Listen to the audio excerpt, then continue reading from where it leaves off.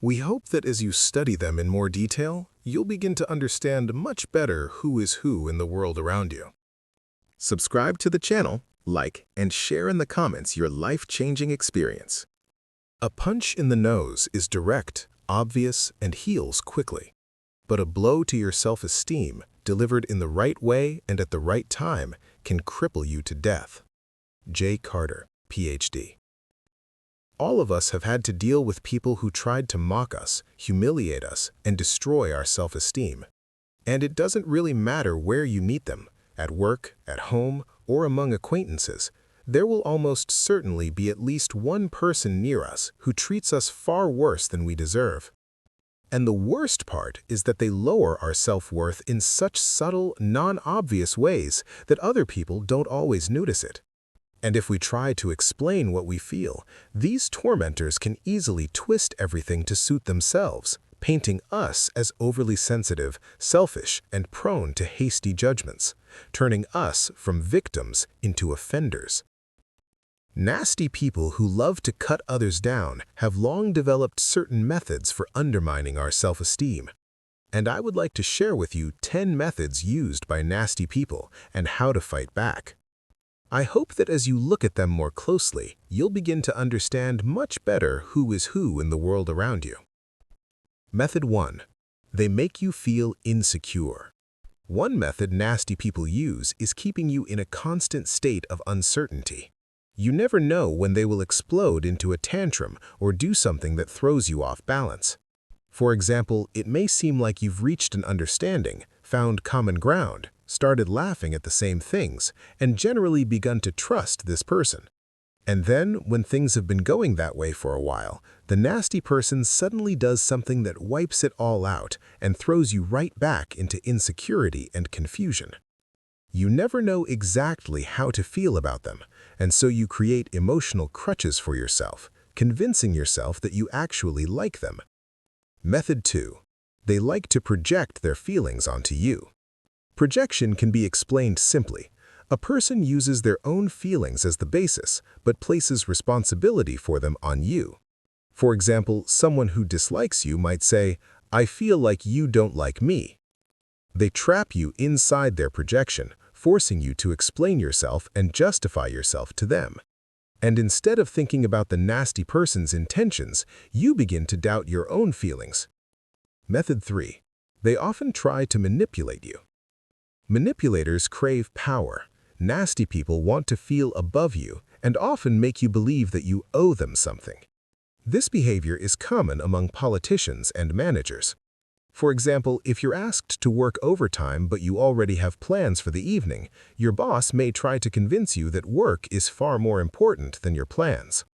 And if you remind him of previous nights you stayed late, he will most likely twist it so that you supposedly volunteered yourself or were repaying a favor from the boss. Method 4. They always try to impose their opinion on others. Nasty people love to slap labels on those around them and then act as if everyone agrees with this characteristic. They label you because, subconsciously, they're trying to crush your self-esteem into tiny pieces instead of helping you deal with the real problem, if it exists. Helping solve a problem means taking on part of the responsibility, and nasty people aren't ready for that. Method 5. Even when they tell the truth, they generalize and blow it up. Beware of generalizations. Nasty people often use them to make a mountain out of a molehill. For example, if you forgot to clean the apartment, a nasty person might say, "You never help me." Translation, "You forgot to clean the apartment." Or, "You're useless." Translation, "You forgot to clean the apartment." Again, instead of dealing with the real problem, they hit your self-esteem. The problem is that the apartment is dirty, not that you're worthless or never help. Method 6. They strike you quietly. "I don't want to upset you, but..." Most likely you're about to be upset. "I don't want to interrupt you, but..." But they already did. As a rule, nasty people who are about to hit you quietly speak in a soft, sympathetic voice. Their faces show concern. They may seem like the sweetest people, except they're holding a dagger behind their back. Method 7. They put double meaning into their words. Double meaning usually shows up in phrases where the words say one thing, but the tone says something completely different. For example, nasty people might ask you in a mocking tone, "So, how are you?" And if you answer the way you'll probably want to, "Get lost," the nasty person can, with a clear conscience, tell everyone that you were in a bad mood today and snapped at people, while he just asked how you were doing. Nasty people are masters of phrases with a hidden sting. To outsiders, they may even seem innocent, but you immediately feel how precisely they hit the target. Method 8. They love to cut conversations short. Another powerful weapon of a nasty person is cutting a conversation off mid-sentence. If they ask you to tell them something about yourself, be sure they will interrupt you before you finish. Their questions are often loaded, too. If someone asks you something like, "Have you stopped drinking cognac in the morning?" know that there simply is no correct answer. A nasty person may even cut the dialogue off in the middle, leaving you alone with a pile of unspoken thoughts. Method 9. They lift you up, then clip your wings. Many nasty people like to shape you so that you become more and more dependent on them. They convince you they'll always be there, that you can always rely on them, and that you can always share your deepest secrets.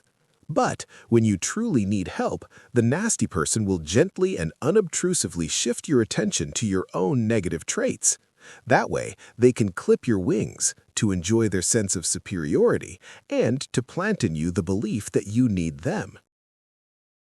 Method 10. They use a double bind on you.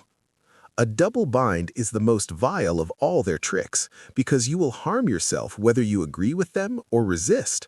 For example, if you sign up for self-esteem courses, your other half may become jealous or feel that your increased self-esteem threatens them. And eventually, you face an ultimatum, either me or your courses. Of course, you're not going to give up a personal relationship for the sake of courses, but by doing so, you deny yourself even the slightest chance to make even the smallest positive changes in your life. How to avoid the influence of nasty people.